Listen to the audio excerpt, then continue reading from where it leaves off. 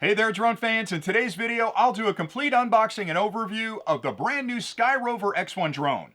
Now, you can probably already tell that I'm not as excited as I normally am when I do an unboxing, and that's because I kind of feel like I've unboxed this drone before. But that's a conversation for another day.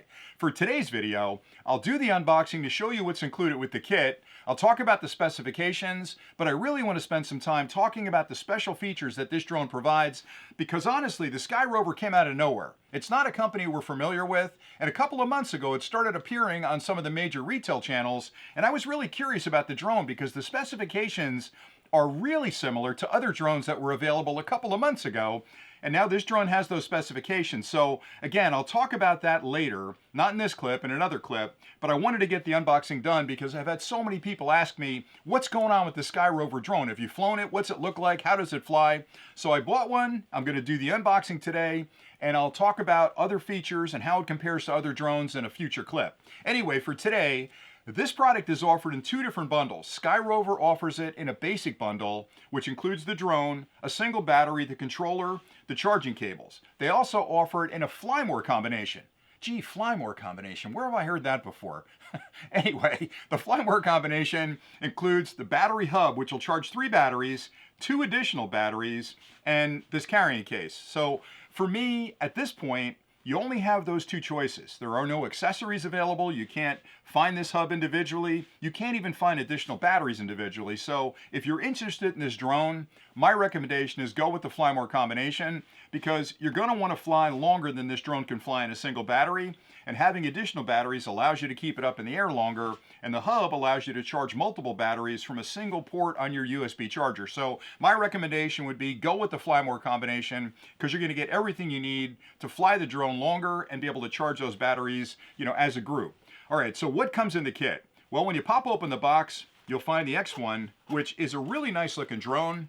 It's under 250 grams, so there's no worry about registering it with the FAA. It's got a lot of impressive specs, which I'll get into in a minute, but it's small, it's portable. It's really a great drone to take on vacation. It takes up little space in your suitcase, and it also captures incredibly good video and pictures. And I think this drone really has everything you'll need if you're starting in the drone hobby, but again, I'll get into a little bit more in another clip. You'll also find the remote controller. Now, what's interesting is this controller looks, again, very similar to another controller on the market, where you basically put your phone in the top up here. There's a cable right there that connects to your phone, and you're using your phone as the viewfinder. That gives you the ability to bring up the application, start recording, take pictures. You'll have specifications on there, telemetry information, all the things you need to fly safely in the clouds above you. The other interesting thing is they don't offer a smart controller yet. So we'll have to see if one of those is coming, but for now, this is your only option. In addition to that, in the Fly More combo, you get this really nice charging hub, which holds 3 batteries at the same time.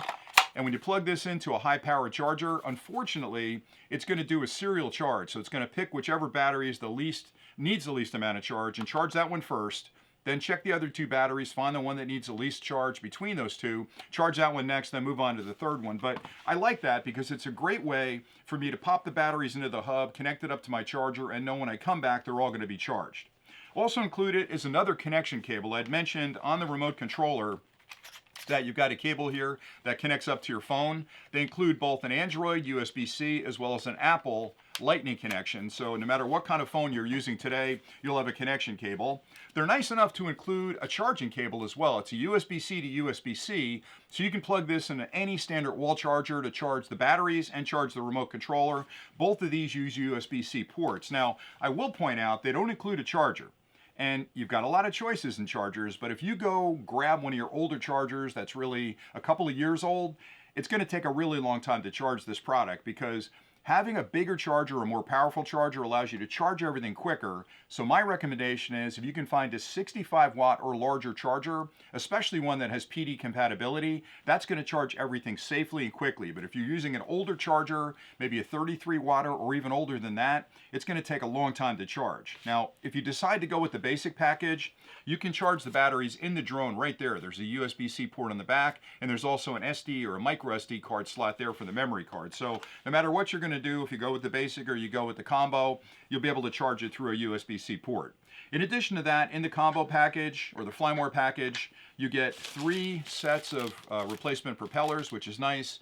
And I'm going to have to check because, again, these look very similar to other replacement propellers on the market. And I'll cover that in another clip. And they include a really nice, tiny Phillips head screwdriver, which you'll need to actually change those propellers. Now, the recommendation is if you nick a propeller, which is really hard with this drone because it's got 360-degree obstacle avoidance, but let's say you nick a propeller, don't just change that propeller. Whenever you're changing your propellers, take the screws out, take both propellers off, throw them away, throw the screws away as well, because in this kit, you've got the propellers and you've got, I believe, yep, there are screws in there as well, the replacement screws that you'll need to actually put the propeller back on.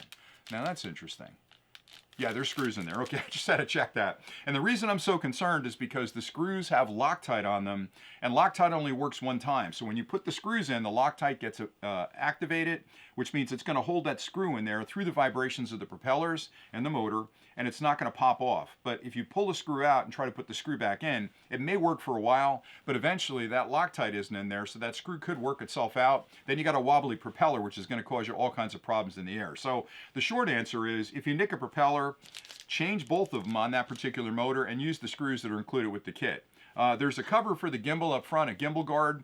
I did find this, I'm going to pick on this a little bit. I found this really tricky to get on and off. It seems like this little hook on the bottom catches on the bottom of the camera. So unlike other drones that have a very similar gimbal lock, it was a little bit of an effort to get it off and get it back on. So we'll have to see if that improves. I may have to shave down that piece on the bottom.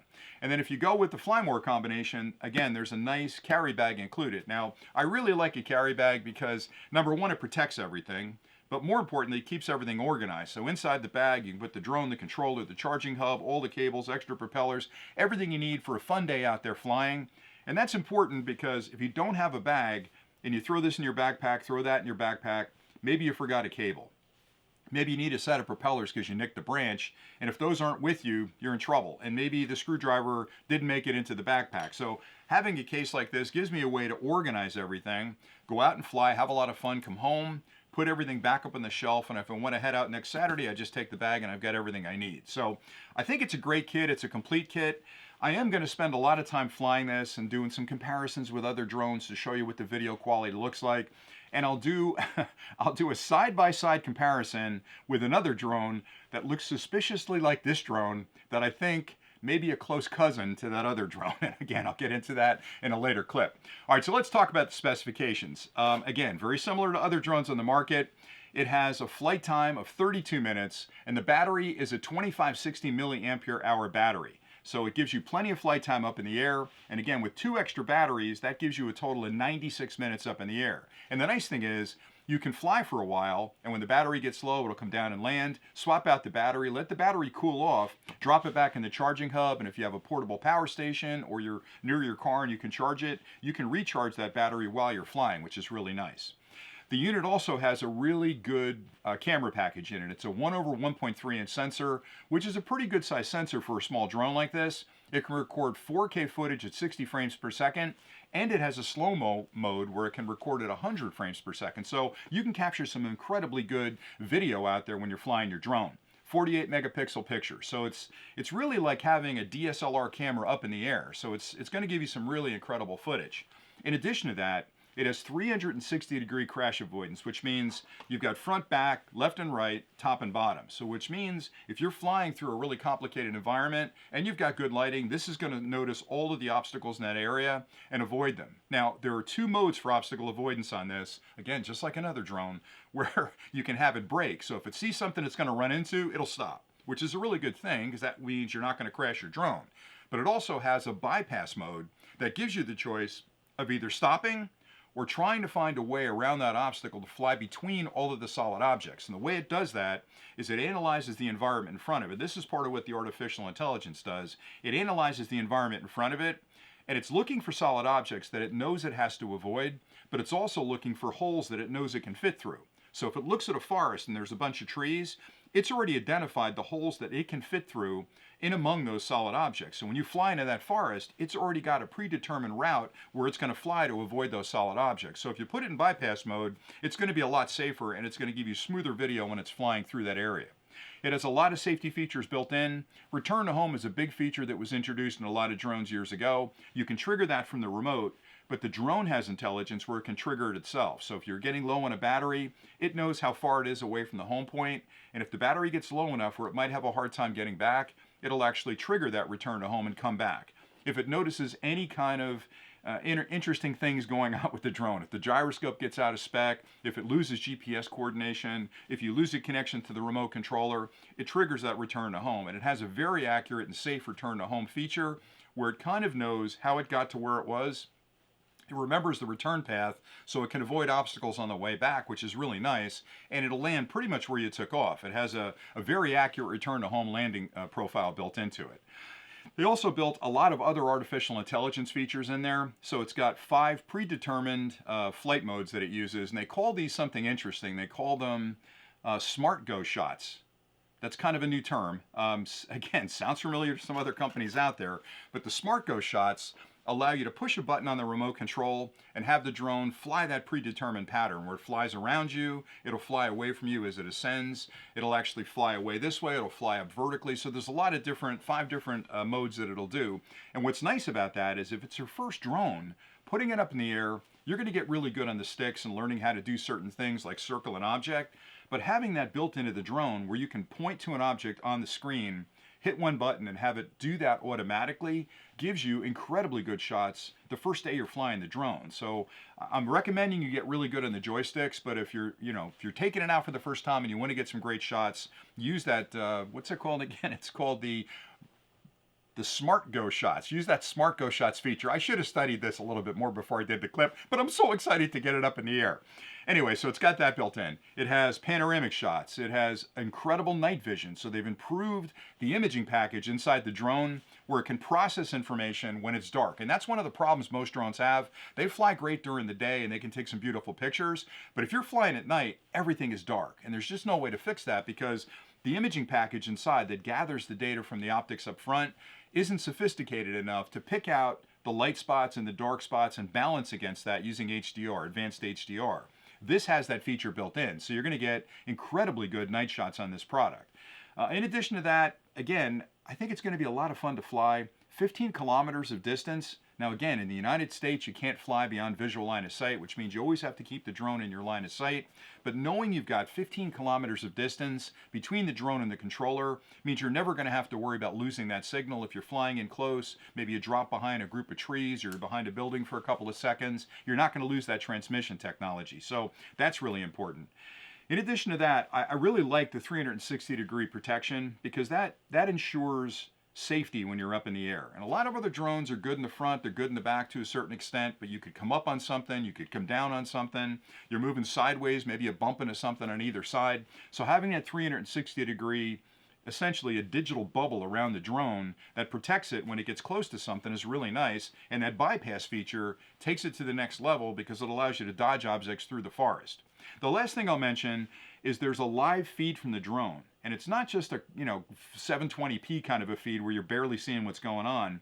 It's a 1080 feedback at 60 frames a second. So you're going to be looking at what the drone's looking at when it's flying away from you. So you've got this sort of first-person view from the camera in the drone. It's like you're strapped to the bottom of the drone flying through the woods. And that experience gives you the information you need, the awareness you need to not run into something, but also help you frame your shot from the drone's perspective. So that's another major feature they've built in here. So all things being equal, I think it's a pretty cool drone, and I think the features they've included in this drone are really impressive, especially for the price point this drone is retailing for. So again, I got to spend some time with it, get it up in the air. I've charged the batteries already. I'll be out later today flying it. I can't wait to get it up in the air because if you've watched the channel for any length of time, you know how excited I get anytime a new drone shows up. And this is a new drone, so I'll be out for the next week or two flying this all over the place, capturing some good video footage, putting it through its paces. And I promise I'll do a comparison clip as well to another drone that looks suspiciously like this drone that I think, without getting into too much trouble here, I think could be a really close cousin to that other drone. So, check back for that. But anyway, that's all I had for today. I hope you enjoyed this brief unboxing and overview. And until next time, as always, thanks a lot for watching and happy flying.